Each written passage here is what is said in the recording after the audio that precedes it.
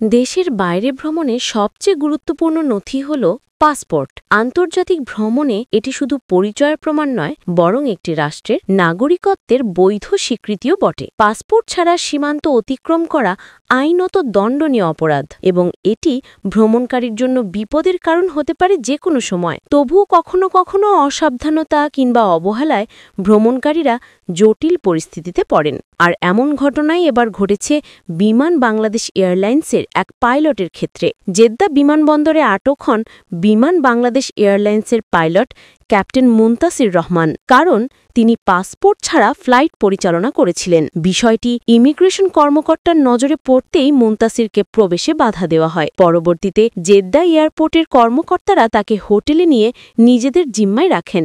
জানা যায়, মুনতাসির ভুলবশত নিজের পাসপোর্টের পরিবর্তে মায়ের পাসপোর্ট সঙ্গে নিয়ে গিয়েছিলেন। বিমান কর্তৃপক্ষ জানিয়েছে, তার আসল পাসপোর্টটি ঢাকার অন্য একটি ফ্লাইটে পাঠানো হয়েছে। সেটি হাতে পেলে ইমিগ্রেশন কার্যক্রম সম্পন্ন করে তিনি দেশে ফিরতে পারবেন। বিমান বাংলাদেশ এয়ারলাইন্সের ইতিহাসে এর আগেও এমন ঘটনা ঘটেছে। প্রায় 2 বছর আগে এক পাইলট ভিআইপি ফ্লাইট চালিয়ে দোহা গিয়ে আটক হন। তার কাছেও পাসপোর্ট ছিল না, ফলে দোহা বিমানবন্দরের বাইরে যেতে না পেরে তিনি অন্য ফ্লাইটে দেশে ফিরে আসেন। চলতি বছরের জানুয়ারিতেও আরেকজন পাইলট ঢাকা লন্ডন রুটে মেয়াদ উত্তীর্ণ আইডি কার্ড নিয়ে ফ্লাইট পরিচালনা করেন। হিথ্রো বিমানবন্দরে ইমিগ্রেশন কর্তৃপক্ষ তাকে আটক করে, পরে বিমানের টিকিট করে দেশে ফেরত পাঠায়। এসব ঘটনা আবারও প্রমাণ করছে আন্তর্জাতিক ভ্রমণে পাসপোর্ট কিংবা ভ্রমণ সংক্রান্ত নথির গুরুত্ব ঠিক কতটা অপরিসীম। সামান্য অবহেলা শুধু ব্যক্তিকে নয়, পুরো সংস্থাকেও